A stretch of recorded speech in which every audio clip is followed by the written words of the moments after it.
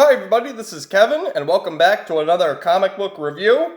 And today we're going to take a look at Detective Comics number 1026, being written by Peter Tomasi with artwork by Kenneth Rocafort. And once again, we got at the top here, Joker War Collateral Damage, cornered by Killer Croc. So, the last issue of Detective Comics was actually really good. It was a story about Batwoman, and normally you'd hear that and say, oh, Batwoman, that's terrible. But it was very well done, very well written, and very great artwork. And you see, once again, Rocafort's doing the cover.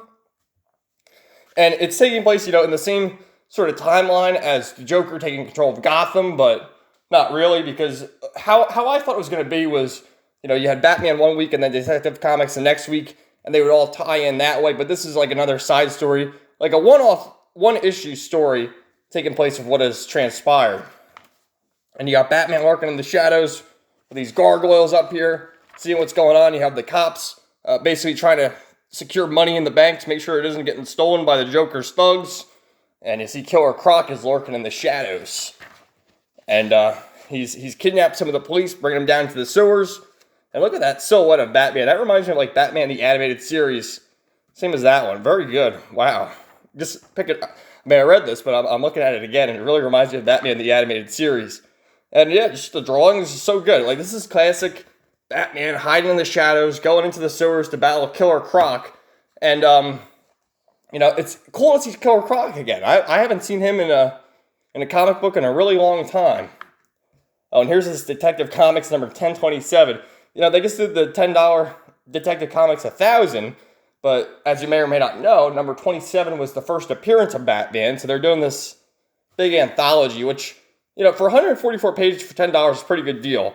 But you look at the creators, and look at the top there. Brian Michael Bendis, Kelly Sue DeConnick, Matt Fraction, Ufa, and then Dan Jurgens, great, okay.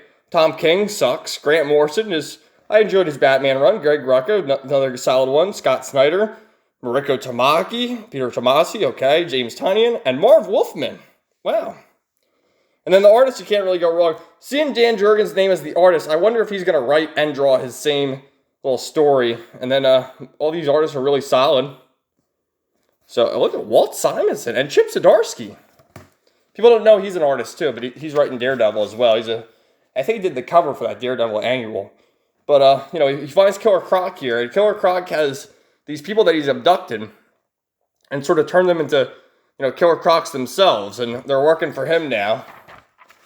And the story is revealed that Killer Croc is just lurking in the shadows. And all he wants is some friends. I mean, he's just hanging out in the sewer all by himself, and he's hanging out with these people. But since the Joker took control of Gotham City, Ace Chemicals has been flooding into the sewers and basically infected all these people. And Batman has been running tests on the water and figured out that, it's going to poison these people and kill them. And Killer Croc's like, so be it. And Batman's like, well, no, we can't have people dying. So they have this nice standoff here. And his buddies are firing at Batman. Bah, bah, bah, bah, bah. And Batman's just, what is he dives into the water almost. Like he puts on a breathing device and goes into the poisonous water himself. Look at Killer Croc. Killer Croc, like, look at the drawing of that. That is so cool, man. He looks really good. So he throws it through batarangs and is able to apprehend everybody and, defeats them. So, what happens is he locks him up in Arkham Asylum. I wonder, how is Arkham Asylum still functioning as the Joker's pretty much taking control? And he has them in this facility where it's going to revert them back to their human forms. And then he goes into the cell with Killer Croc, and they have a nice conversation here where Batman says, the people you abducted are safe and sound, Croc. You put up a hell of a fight, but a deal is a deal. I appreciate you honoring it and helping me get your crew treatment. This battle, this struggle to keep any sense of normalcy. Just when I get a taste of it, it's taken away. This life is a living death. This doesn't excuse what you did in kidnapping those people, but I can't blame you for giving in to your base emotions. We all do. I find my mask getting harder to take off lately, but you have to try harder. At least you have a mask. I can't take this off. Ever. We've all had something taken from us that ends up changing us. It's not giving in to the darkness that defines us, Waylon. Thanks, Batman. For what? For using my real name. So you have this nice little scene here where Batman finds humanity in a villain of Killer Croc.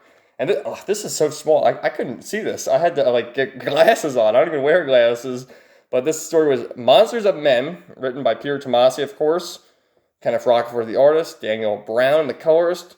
Rob Lay, the letterer. And Kenneth Rocafort, again, the cover. And Lee Bermayhew here does all the variant covers for Batman. His variant covers are really cool. But the thing with them is they're $1 more because it's like the different quality cover. And then this is not coming out in 2 weeks. This is Detective Comics. This is coming out after the whole Joker War event's over. So like in a month or so. But thanks for watching, everybody. Let me know your thought in the comments down below. And stay tuned for more Joker War content, more Batman books. Batman's my favorite, so I review a lot of Batman books. And all sorts of other stuff coming soon. So thanks for watching. Have a great day.